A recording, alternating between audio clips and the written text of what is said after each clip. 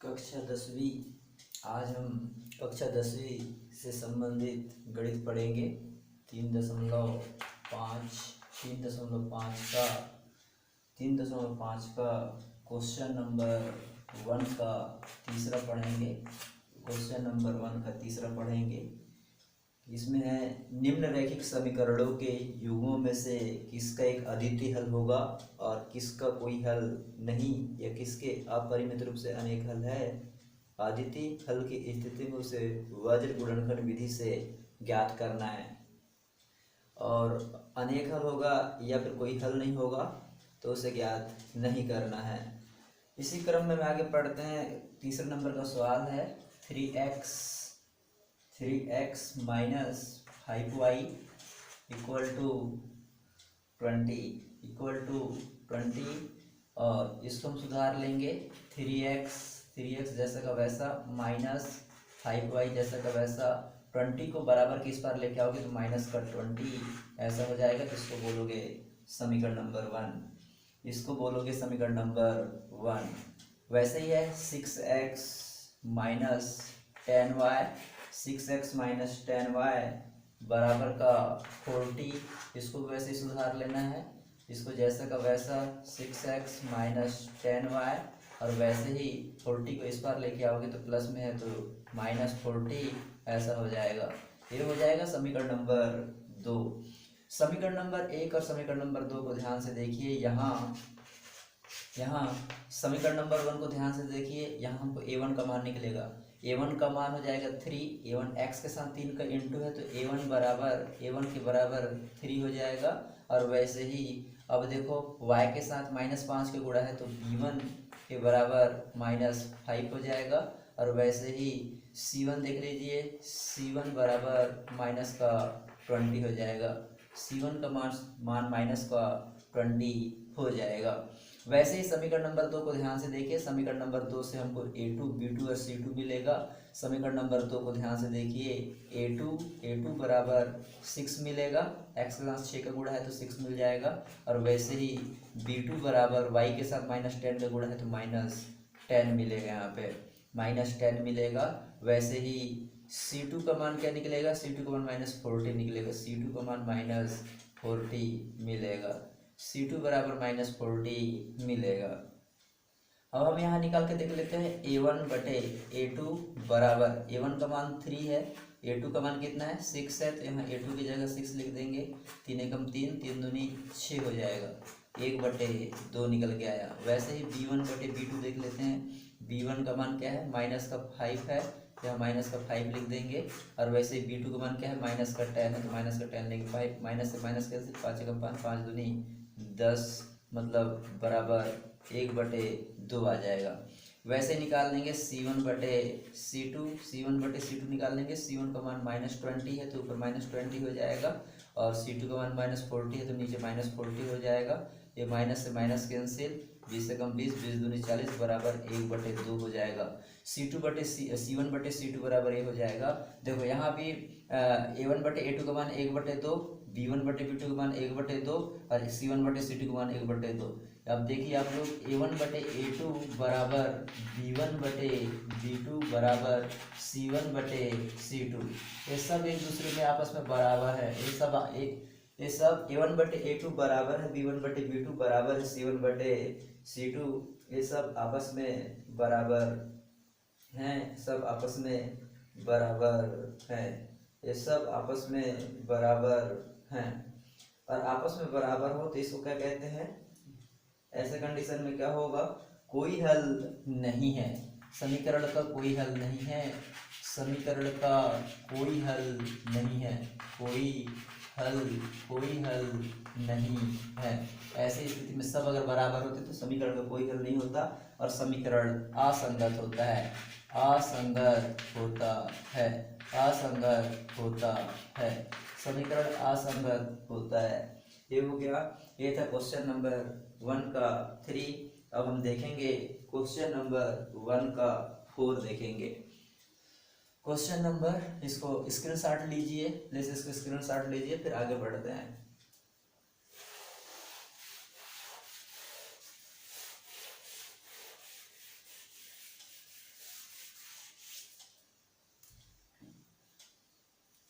चौथा देखेंगे।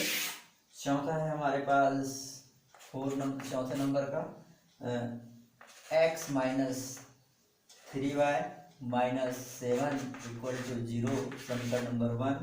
और 3x minus 3y minus 15 equal to 0, समीकरण नंबर 2। समीकरण नंबर 2 यहाँ a1, यहाँ पे वही देखना है हमको, यहाँ पे वही देखना है। क्या देखना है भैया? देखो ये समीकरण नंबर 1 को ध्यान से देखिए, समीकरण नंबर 1 को ध्यान से देखिए। a1 बराबर यहाँ x के साथ कुछ नहीं है, मतलब 1 होगा। b1 बराबर y के साथ -3 है तो -3 हो जाएगा। c1 बराबर माइनस का 7 हो जाएगा। समीकरण नंबर 1 से a1 b1 और c1 निकाल दिए। वैसे ही समीकरण नंबर 2 से देखो a2 बराबर x के साथ 3 है तो यहाँ 3 हो जाएगा। और b2 बराबर y के साथ -3 तो यहाँ -3 हो जाएगा। और c2 बराबर यहाँ -15 है तो यहाँ पे भी -15 हो जाएगा। हम निकाल लेंगे a1 बटे a2। a1 का मान 1 है तो यहाँ 1 हो जाएगा, a2 का मान 3 है तो यहाँ 3 हो जाएगा। वैसे ही b1 बटे b2 निकाल लो। b1 का मान -3 है तो यहाँ -3 हो जाएगा। और b2 का मान -3 है तो यहाँ -3 हो जाएगा। माइनस से माइनस 3 से बराबर 1 बटे 1 हो जाएगा। वैसे ही c1 बटे c2 देख लो। देखो यहाँ माइनस का 7 है तो माइनस, और ये -15 है तो माइनस कैंसिल, तो 7 बटे 15 हो जाएगा। अब यहाँ पे देख लीजिए a1 बटे a2, देखो 1 बटे 3 है। a1 बटे a2 का मान 1 बटे 3 है। b1 बटे b2 का मान 1 बटे 1 है। दोनों बराबर हैं क्या? नहीं है, इसलिए a1 बटे a2 बराबर नहीं है b1 बटे b2। ऐसा हो जाएगा, ये हो जाएगा।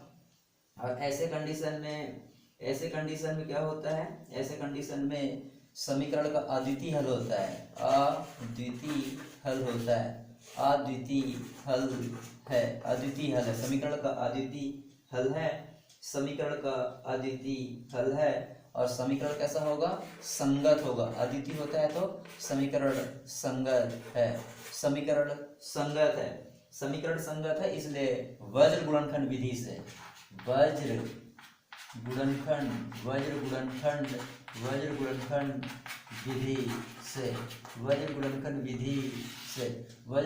विधि से हल करेंगे इसको।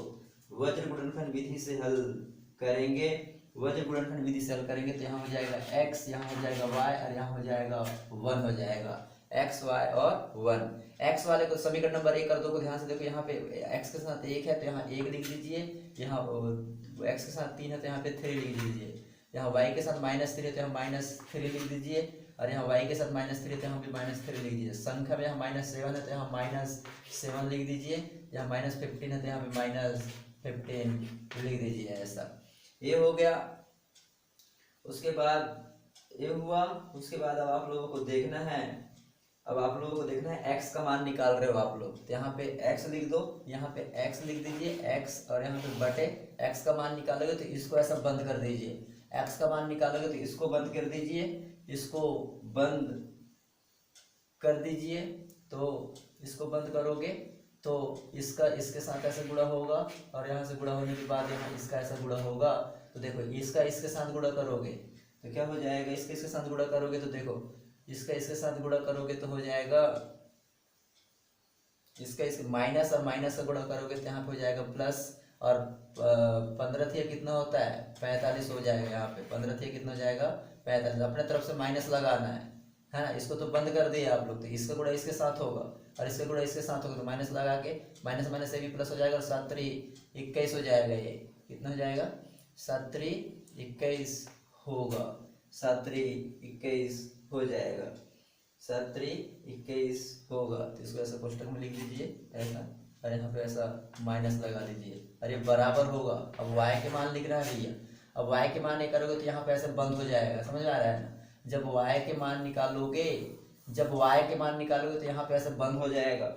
यहाँ जब ये बंद हो जाएगा तो ये जब बंद होगा, ऐसा बंद हो जाएगा ये, तो आप लोगों को किसके साथ किससे गुणा करना है? ऐसा बंद हो जाएगा ये, तो ऐसा बंद होगा तो 3 का 7 से गुणा करना है। तो ये हो जाएगा माइनस प्लस माइनस, ये 21 हो जाएगा। ये 21 हो जाएगा। अब फिर वैसे ही यहाँ से ऐसे बंद हो जाएगा ये, और 15 का 1 से करोगे तो अपने तरफ से माइनस, अपने तरफ से माइनस, और माइनस प्लस माइनस होगा तो माइनस का 15 हो जाएगा, यहाँ पे ऐसा -15 हो जाएगा ये, बराबर 1 का मान निकाल लीजिए, 1 का मान निकाल लीजिए। वैसे ही जब इसका ये करोगे तो जब इसका मान निकालोगे तो इसको बंद रखना है, ऐसा ऐसा बंद रखोगे, ऐसा बंद होगा तो 3 का 3 से गुणा होगा, ऐसे बंद रखोगे तो -3 का 1 से गुणा होगा तो ये क्या हो जाएगा, माइनस और प्लस का माइनस हो जाएगा तो -3 हो जाएगा, अपने तरफ से माइनस लगाना है। और वैसे ही बंद हो जाएगा तो 3 का 3 से गुणा होगा तो ये अपने तरफ से माइनस और माइनस माइनस हो जाएगा तो ये माइनस का 9 हो जाएगा, 3 तिया 9 हो जाएगा, ये मान निकल गया। अब क्या करो, यहाँ पे हो जाएगा, देख लीजिए आगे, x बटे 45 में से 21 घटाना है, 45 में से 21 घटाना है, 45 में से 21 घटाओगे तो 24 आएगा, और बराबर है तो बराबर, माइनस माइनस माइनस से गुणा करोगे तो क्या हो जाएगा, प्लस हो जाएगा तो माइनस का 21 और प्लस 15 हो जाएगा, ऐसा बराबर यहाँ 1 बटे माइनस माइनस से करोगे तो 3 धन 9 हो जाएगा, ऐसा माइनस और माइनस से गुणा करोगे तो प्लस हो जाएगा। चलो आगे, आगे क्या हो जाएगा, ये x बटे 24 हो गया, बराबर या माइनस में आएगा, y बटे 21 में से 15 घटाओ, 21 में से 15 घटाओगे तो माइनस का 6 आएगा, और बराबर यहाँ पे क्या हो जाएगा, 1 बटे 9 से 10 11 ये 12 हो जाएगा, 1 बटे 12 हो जाएगा, 1 बटे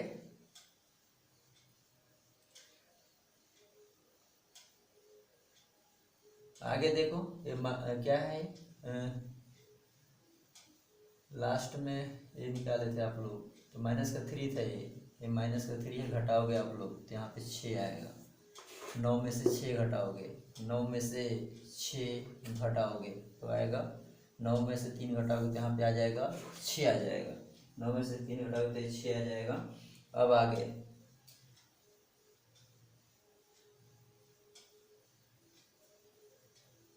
स्क्रीनशॉट लीजिए, उसके बाद मैं आगे देखता हूँ। स्क्रीनशॉट ले लीजिए, स्क्रीनशॉट लीजिए।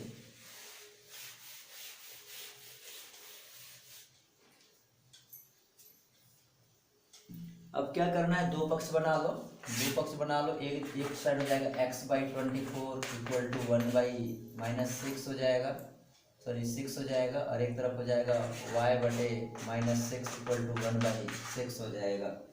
अब आगे हल करोगे तो देख लो, यहाँ पे हल होगा तो क्या हो जाएगा, ये हो जाएगा 6 का x होगा तो 6x हो जाएगा, 24 का 1 होगा तो 24 हो जाएगा। अब x का मान क्या होगा, ये पक्षांतर के नीचे जाएगा तो 24/6 हो जाएगा, 6 4 24 हो जाएगा, और ये क्या हो जाएगा, x इक्वल टू 4 हो जाएगा, x का मान क्या आ गया, 4 आ गया। वैसे यहाँ पे भी देख लीजिए, यहाँ पे वैसे करो, 6 का y से होगा तो 6y होगा, और वैसे 6 का माइनस प्लस का होगा तो माइनस का, 6 1 6 हो जाएगा, ऐसा यहाँ पे क्या हो जाएगा, y बराबर 6 बटे -6/6 हो जाएगा, 6 से 6 कैंसिल होगा तो y बराबर, y का मान क्या आ जाएगा, -1 आ जाएगा, y का मान क्या हो जाएगा, -1 हो जाएगा, -1 हो जाएगा, -1 हो जाएगा। x का मान 4 आ गया और y का मान -1 आ जाएगा, y का मान -1 होगा, -1 होगा। Thank you.